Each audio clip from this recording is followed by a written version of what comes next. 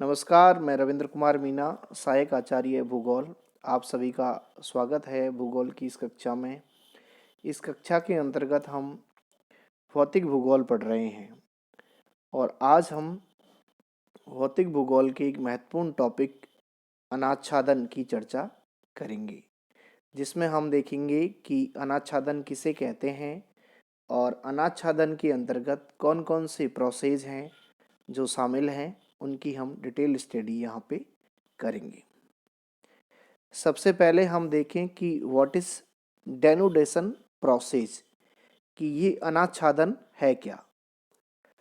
तो हम देखते हैं कि पृथ्वी की जो भू सतह है उस पे विभिन्न प्रक्रियाओं द्वारा निम्नीकरण होता है और यह जो प्रोसेस है, जो लोअरिंग का जो प्रोसेस है, उसके अंदर अपक्षय, वृद्ध संचरण या परिवहन, अपर्दन और निक्षेपण, ये जो अपक्षय है उसके प्रमुख पार्ट हैं।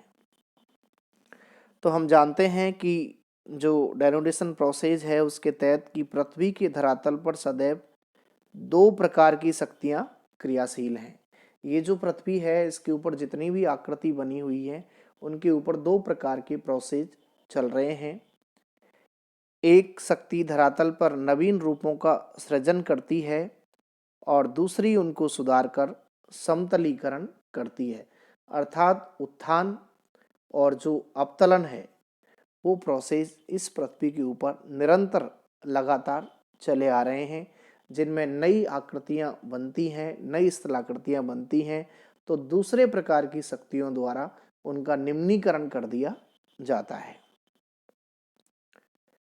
भूगर्भिक या आंतरिक शक्तियां धरातल पर नवीन रूपों को जन्म देती हैं और बाह्य शक्तियां धरातल के रूपों को सुधारती हैं अथवा उन्हें पुनः समतल करके संतुलित करने का प्रयास करती हैं।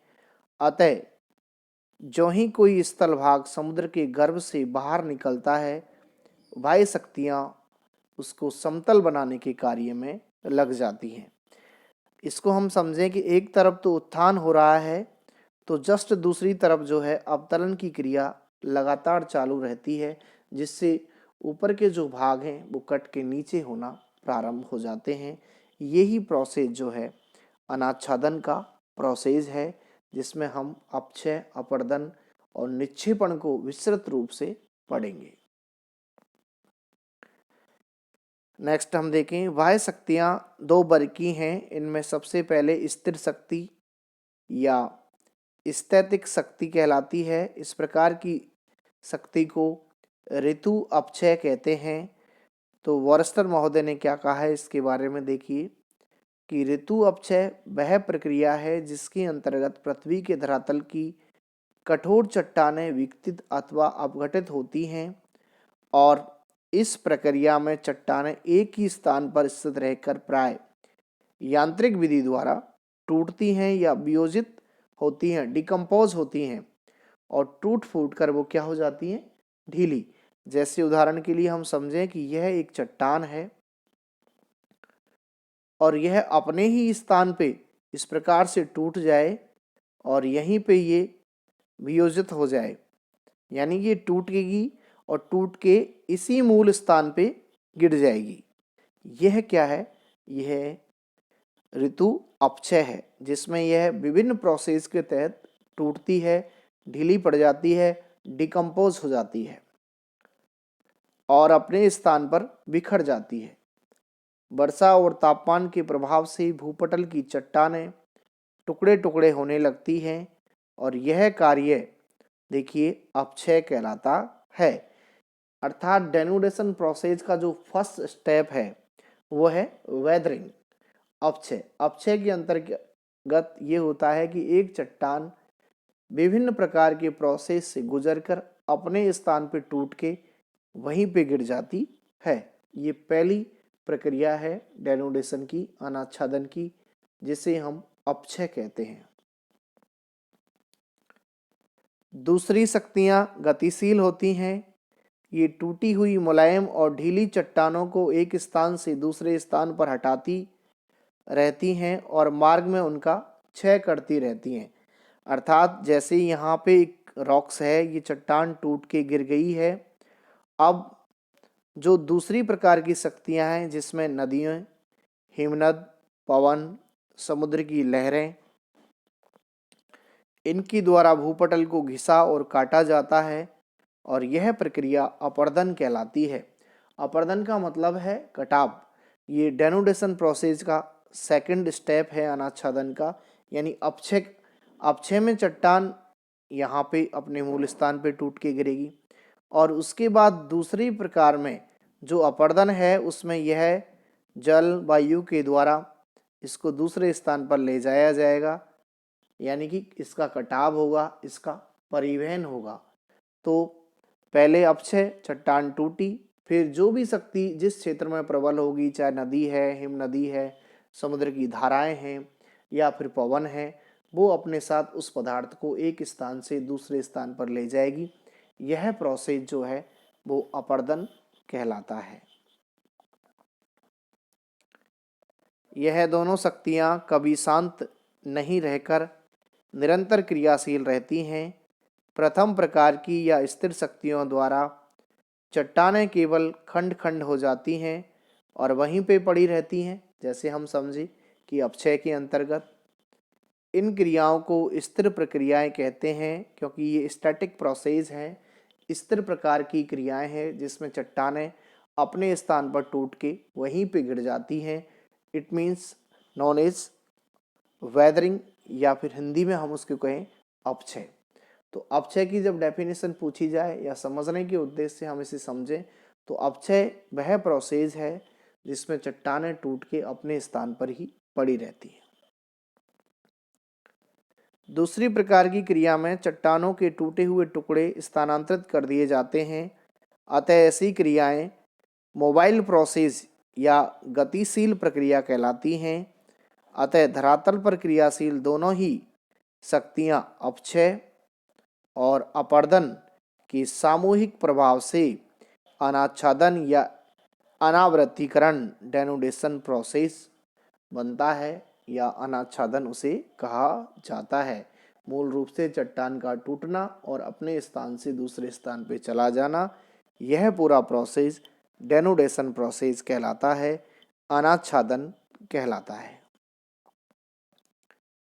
नेक्स्ट हम देखें कि इसके प्रकार। तो अनाच्छादन के प्रकारों में ऋतु अपक्षय, अपर्दन और निक्षेपण तीनों ही महत्वपूर्ण शब्द हैं। अपक्षय में चट्टान टूटेगी और अपने ही स्थान पर गिर जाएगी।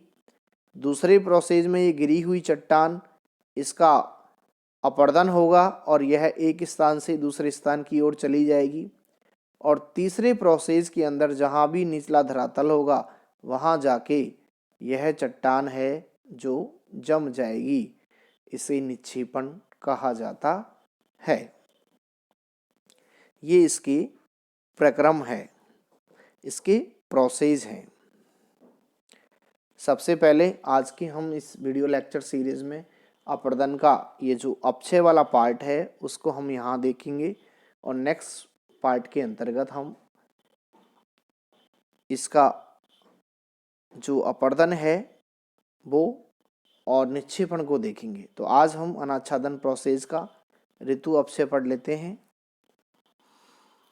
कि भूपटल की चट्टानों का बहुत अधिक क्षय मौसम के दो प्रधान तत्वों तापमान और वर्षा के प्रभाव से होता है। इसलिए वे सभी प्रक्रियाएं जो चट्टानों के विनाश में लगी रहती हैं प्रत्यक्ष और अप्रत्यक्ष रूप से मौसम के तत्वों से संबंधित होती हैं और चट्टानों के विनाश में जल, ताप, कोहरा और हिम आदि प्रभावी कारक होते हैं।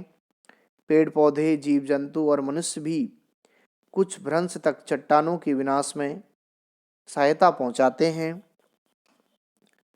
अतः उन सभी प्रक्रियाओं को जिनसे चट्टानें अपने स्थान पर टूटती रहती हैं और टूटा हुआ पदार्थ अपने मूल स्थान पर ही पड़ा रहता है, वह अपक्षय कहलाता है। जो हम लगातार यही पढ़ते आ रहे हैं कि चट्टान टूटेगी और अपने स्थान पे गिर जाएगी, उसे हम अपक्षय कहते हैं।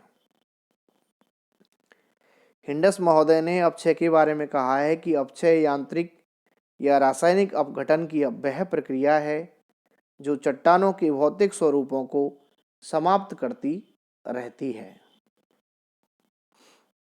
यहाँ पे टाइप्स ऑफ वेदरिंग, इसके प्रकार हम देखें तो भूपटल की चट्टानें अनेक कारणों से अपने स्थानों पर टूटती फूटती हैं।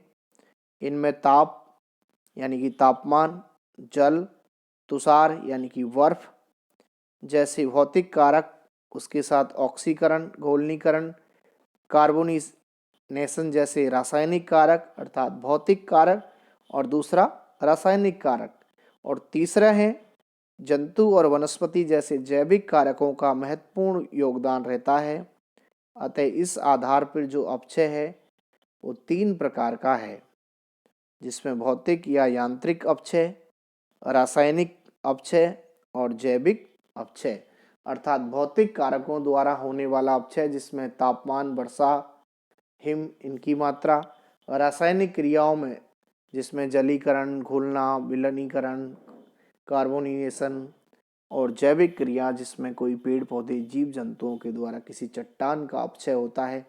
जैसे कि लगातार चट्टान है, उसमें कोई दरार है, अगर वहाँ पे कोई पौधा उग जाए और धीरे धीरे उसकी जड़ें बढ़ने लगें तो वो चट्टान के बीच में जगह बढ़ जाएगी और चट्टान जो है वो टूट जाएगी। यह बायोलॉजिकल वेदरिंग प्रोसेस कहलाता है। अब ये जो अपक्षय है उसको प्रभावित करने वाले कारक हम देखें यहाँ पे तो मुख्य रूप से ये कारक हैं कि चट्टानों की प्रकृति, कि यदि चट्टानें कोमल हैं तो वे कठोर चट्टानों की अपेक्षा शीघ्र टूट जाएंगी। जैसे कि कोई चट्टान कोमल है, वहाँ पे कोई पौधा उगाया है तो उसकी जड़ें उसको बहुत तेजी से फैलेंगी, उसके साथ वो चट्टान भी फैलेगी और वो टूट के अलग हो जाएगी। और चट्टान का टूटना ही तो क्या है, अपक्षय है। दूसरा है भूमि का ढाल। जिन भूमियों का ढाल तीव्र होता है वहाँ अपक्षय मंद ढाल वाली भूमियों की अपेक्षा अधिक होता है, यानी कि वहाँ पे चट्टानें ज़्यादा टूटेंगी। जैसे हम देखते हैं कि पहाड़ी इलाके हैं, वहाँ पे इस प्रकार का बारिश के समय जो पानी है वो जब बहता है तो ज़मीन बहुत ज़्यादा पानी पी जाती है, उससे उसका भार बढ़ जाता है और वो गुरुत्वाकर्षण के कारण नीचे को सरकने लगती है और उसे ही हम क्या लैंडस्लाइड कहते हैं, भूस्खलन कहते हैं। और इसमें बहुत सारी जो चट्टानें हैं वो टूट जाती हैं। तीसरा है चट्टानों में संधियों का पाया जाना। तो जिन चट्टानों में संधियाँ अधिक पाई जाती हैं, यानी कि छिद्र होते हैं, जगह होती हैं, वहाँ पे अपक्षय शीघ्रता से होता है। नेक्स्ट है वनस्पति का आवरण, कि जिन क्षेत्रों में धरातल वनस्पति से ढका होता है वहाँ निर्जन भूमि की अपेक्षा कम अपक्षय होता है, और जहाँ पे वनस्पति कम होती है वहाँ पे अपक्षय अधिक होता है। क्लाइमेट महत्वपूर्ण कारक है कि आर्द्र जलवायु में मुख्यतः रासायनिक अपक्षय ऑक्सीकरण और कार्बोनीकरण की क्रिया द्वारा होता है, जिनसे चट्टानों की ऊपरी सतह भुरभुरी हो जाती है, तथा शुष्क जलवायु में यांत्रिक अपक्षय अधिक होता है। यहाँ तापमान में अंतर होते रहने से चट्टानें फैलती और सिकुड़ती हैं और फलस्वरूप उनका क्या होता है, भौतिक अपक्षय होता है। ये अपक्षय को प्रभावित करने वाले कारक हैं।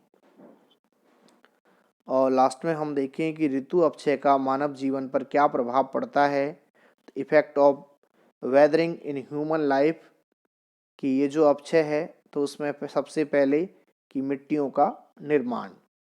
तो धरातल के ऊपर पाई जाने वाली मिट्टी की तरह मिट्टी जो है उसकी जो तय है वो मानव जीवन का आधार है, क्योंकि इसके बिना मानव जीवन संभव नहीं है। इसके ऊपर महत्वपूर्ण खाद्यान्न फसलें उगाई जाती हैं और बहुत सारे महत्वपूर्ण खनिज भी इससे प्राप्त होते हैं। इस मिट्टी की परत से ही कृषि संभव है और धरातल पर प्राप्त यह मिट्टी ऋतु अपक्षय का ही परिणाम है। अपक्षय के फलस्वरूप ही मिट्टियों का निर्माण होता है। खनिजों की प्राप्ति, धरातल पर प्राप्त बहुत से खनिज सेलों के अपक्षय से ही बनते हैं। चूना, जिप्सम, गंधक, चौक आदि खनिज सेलों के उपरांत खनिज तत्वों के एकत्र होने से ये प्राप्त होते हैं। मैदानों की रचना, तो सैलों की क्षय पदार्थ को हिमनद और नदियां बहा के ले जाती हैं और बाद में उसे मार्गों में बिछा देती हैं। फलस्वरूप समतल मैदानों की रचना होती है जहाँ पे विस्तृत मात्रा में कृषि की जाती है, जो मानव की आजीविका का महत्वपूर्ण संसाधन है। ये अपक्षय से होने वाले लाभ हैं। नेक्स्ट, धरातल का रूप परिवर्तन, तो नदियां, हिमनद, पवनें, लहरें ऋतु अपक्षय के कारण कई सैलों की को चूर चूर शिलाखंड को धरातल के अपक्षय के कारण तोड़ देती हैं या तोड़ने के काम में आती है, जिससे धरातल का जो रूप है वो परिवर्तित हो जाता है अपक्षय के कारण।